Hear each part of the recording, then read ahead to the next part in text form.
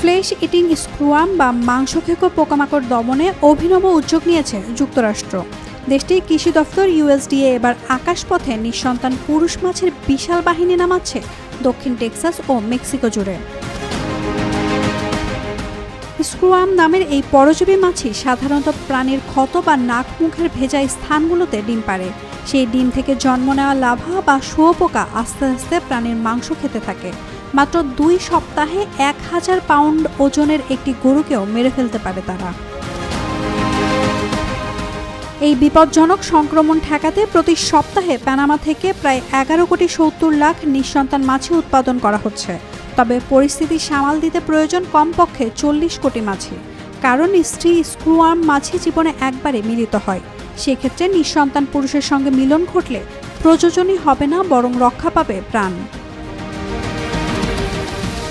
1962 থেকে 1975 সাল পর্যন্ত ঠিক এই পদ্ধতিতে যুক্তরাষ্ট্র এই ভয়ঙ্কর স্ক্রুয়াম থেকে নিজেদের মুক্ত রেখেছিল। সে সময় 98 বিলিয়ন মাছি অবমুক্ত করা হয়েছিল। এখন আবার সেই একই পদ্ধতিতে ফিরে যাচ্ছে ইউএসডিএ। তবে নিরাপত্তার কারণে আগের মতো কাগজের কাপ বা হুইস্কি প্যাকার দিয়ে মাছি ফেলা হচ্ছে না।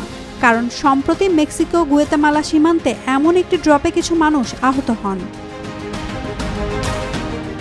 বিষাক্ত কেমিক্যাল ব্যবহার করলে মাংস দূষিত হওয়ার ঝুঁকি থাকে, ক্ষতি হয় মানুষের স্বাস্থ্যেরও।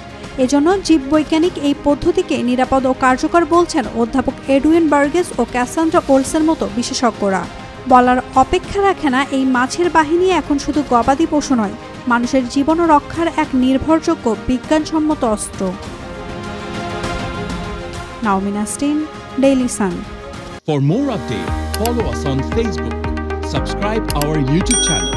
Get the latest update on www.daily-sun.com.